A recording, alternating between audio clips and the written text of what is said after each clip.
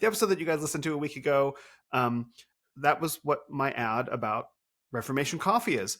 Yep. Look, if we want to talk about sovereignty, if we want, like, we have to not just cheer our bros on who are building systems of wealth creation independently. We have to support them. We That's right. have to give them our money, right? That's The right. full price money too. Like, stop buying beans from Starbucks or whatever giant woke corporation. Find there how many different guys, are out there with businesses that you can help support. Yeah, you'll For pay a sure. little bit more, right? But aren't we helping each other create systems of wealth creation and sovereignty so we can get separate from the beast system? Isn't That's that exactly the right. goal? Yep. Right. And I don't hear enough people really. This is a drum that I've been banging on for a while. Like, all these guys are starting businesses. Pay your brothers, help them right. out, start Don't their ask for the discount. entrepreneurship. Exactly. Don't ask for the discount. Yeah. Don't just cheer them on. Like, yes, share them on social media. Yes, talk to your friends about them. Do all that stuff as well. But pull some cash out of your wallet and Yep. support their business and help, even if they don't go anywhere with it. I have some friends who started a t-shirt company. It didn't ultimately work out for them. I still bought a t-shirt. It ended up being the most expensive t-shirt that they sold. You know what I mean? That's right. Here you go. Sure. Start your business. Be successful, right? And I don't hear enough people talking about that as so essential to entrepreneurship, because we don't naturally want to ask our friends for help. I get that.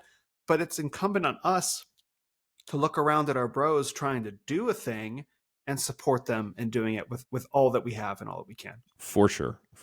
Have you read Doug Wilson's book, The Gashmu Saith It? That's the I've started it. Okay, so he's got the documentary, whatever it is, 9 Ways to Save the World. Is it 9 ways? 11 ways? I don't know what it is. So, and which is to save the world. Okay, thank you. So, and that's based on this book, and he's got a lot of the book is about this sort of thing, but he's got a great chapter specifically on this very thing. Like, this is what all of Christ for all of life actually means. Like, it's hiring if you have a brother that's a mechanic, that's where you take your car.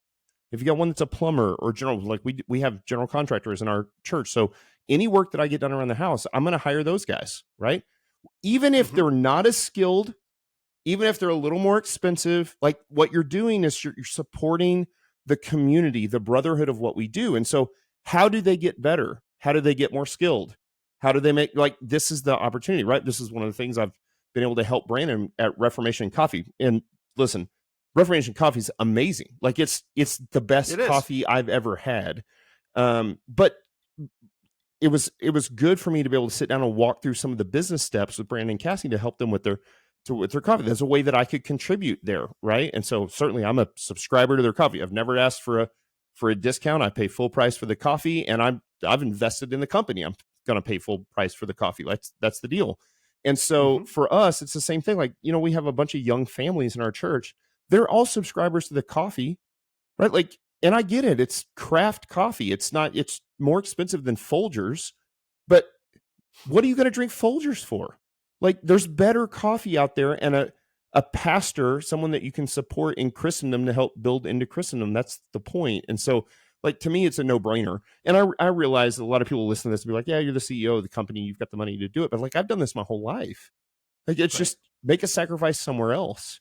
I would go so far as to say, Brandon won't say this, but I'll say it because I think it's true. If you're a church and you're serving Starbucks or Black Rifle Coffee or like some sort of you're in sin. What are you? You're literally spending church money to give to a woke organization to serve terrible woke coffee to your parishioners. That's a problem, right? Now, it doesn't have to be Reformation, but you better find somebody to support, whether it's Reformation or a local coffee roaster in your town that's like, we need to be looking at building into Christendom in everything we do, period. So that means I want to build into Christendom when I hire somebody to fix my car, the mechanic.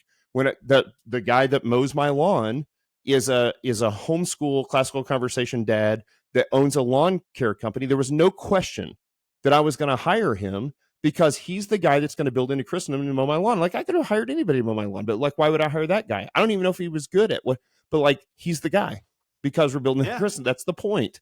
And so, like, man, I've got a buddy that says this is a white person problem. It's a white evangelical Christian problem. So I know I've heard other people talk about white evangelicals lately, and it's caused lots of problems. I don't know if you've heard this, but go for it. Maybe so no, We just want the discount. We want the brotherly discount. Like, hey, bro, can't you hook me up with the discount? Like, that's just this thing that, like, maybe you're in Phoenix. You're not from there originally, right? You got like a northern accent. I'm originally from Phoenix, but You I've have lived like other places. no accent. You don't have a Phoenix accent at all, but you don't have There's a really Phoenix hardly any accent. accent. Well, you know what I mean? So I maybe don't it's actually, but good. maybe it's a Midwestern thing.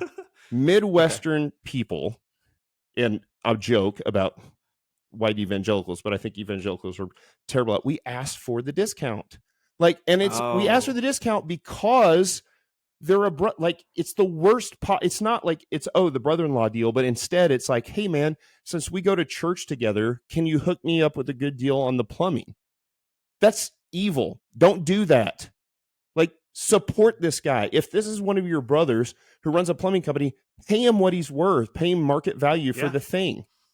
And then the plumber, your buddy, he should try to provide more work than what he charges for. Like, that's the point. We're trying to outdo each other with this stuff. That's how we build into Christendom. So, sorry, I get all heated. I'm all verklempt. I'm gonna like. No, man. Keep. It just is what it is. I see this all the time. Like, churches, I can't believe churches that I'll show up and they're serving Starbucks, or they're serving like whatever like, really, Starbucks? Like, I get it. We can't, like, there is certainly a line. I can't go through every single thing I purchase and be like, I don't know, are these napkins made by a woke company, or are these paper plates made? Like, I get it, right? Like, at some point, but you know, with the coffee, what you're doing, or you know, with some of these other big purchases, or you know, when you're choosing to support, you know, a big woke company, as opposed to if you've got somebody in your church to do this. This is the Amish and the Mennonites figured this out years ago. I don't necessarily want to live like them, although it doesn't sound terrible. You know, they especially now. That's right. They only hire, like, if you're Amish or you're a Mennonite, they only hire other Amish in their local community to do a thing. And if they don't have somebody that does that, then they will hire someone in the Amish community outside of their community, like in one of the neighboring towns, to do the thing. And if that doesn't exist, then they still go local and they support local business, even if it's not Amish, and they try not to give it to, you know, woke. They try to give it to somebody who's at least religious. And so they figured this out, that this is how you do this and how you build into Christendom. And so I'm amazed at what we do in evangelical Christianity, that we just like, oh, whatever the best deal is where I'm going to spend my money. Like, is there there's no other thought to this, to like who you're actually supporting? And I hate that it's turned this way. I saw this coming years ago. I told my wife years ago, and I started to see it with Starbucks. I saw like Chick-fil-A and Hobby Lobby, and I go, ooh, it's only a matter of time before every company in the United States is going to choose a side. Now, look what's happened. Oh, yeah. Everybody's choosing sides. Now you got trannies advertising beer. And you're like, okay, well, we know what side they're on. So not that beer. Mm-hmm. So anyway, so support Reformation Coffee or your local Christian coffee roaster at your church, and stop buying woke coffee or bad coffee. Don't serve your people Folgers. It's disgusting. Nobody likes Folgers. So, all right, I digress. No, this is perfect, because in Reformation May, you've probably heard me say this, is that, you know, as part of all these podcasts through Reformation May, which providentially are turning out to be some of my biggest guests ever, I'm going to be using Reformation Coffee. In fact, the ad for this will probably play just before right now when I edit the podcast. Is Brandon's teaching me how to do a pour over cup of coffee, because I like drip coffee, right? And so and it's all part of this. Is like, okay, if I'm going to support this coffee company, right? I should learn how to actually drink coffee. I should learn how to taste the way that these people who roast it make it. Right. I should make this part of my life and make it fun and not treat it like a chore. That's right. Right. How can I actually learn something about this? And I actually I haven't encountered the asking for the discount thing of evangelicals, but I've certainly seen it in plenty of other places where it's like, no. And I think that the post-mill eschatology actually speaks against that. Kind of conceptually, to say, are we trying to build something? Or are we just trying to make things grease the wheels as easily as possible until Jesus comes back and bails us out? That's like, right. I'm on the side point. of I'm on the side of like, well, let's actually try to build something for the future, for the kingdom, and that actually takes self-sacrifice. one of my favorite quotes that I heard years ago. It isn't effort until it begins to hurt.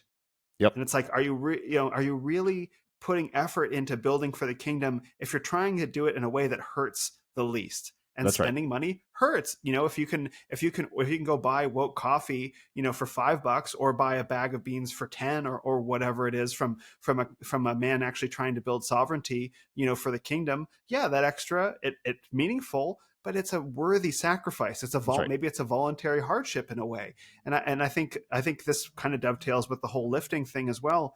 Are you going to apply your own voluntary hardship to not just the gym, but to where you make your purchasing decisions for the things that are meaningful in your life? For sure.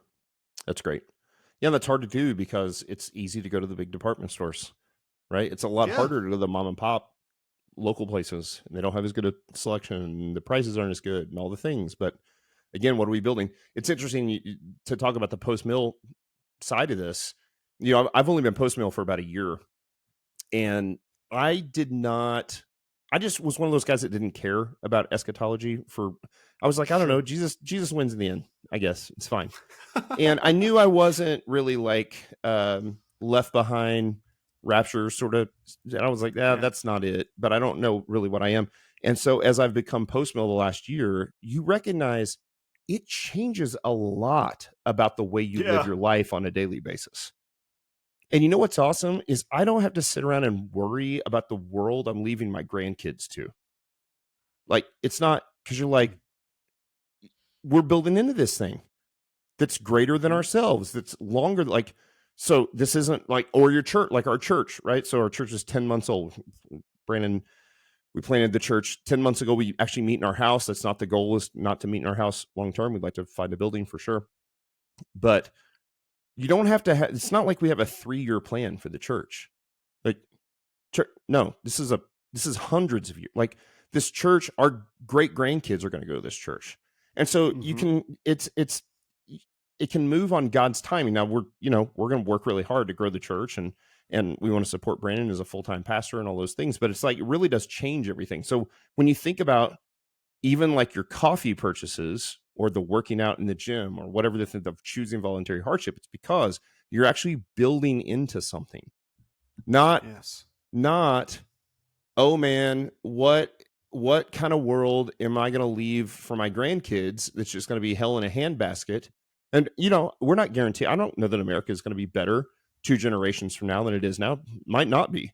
But what I know is that Jesus sits on the throne, and all authority's been given to him, and we're to go out and make disciples and build into this thing. So that's what we're doing.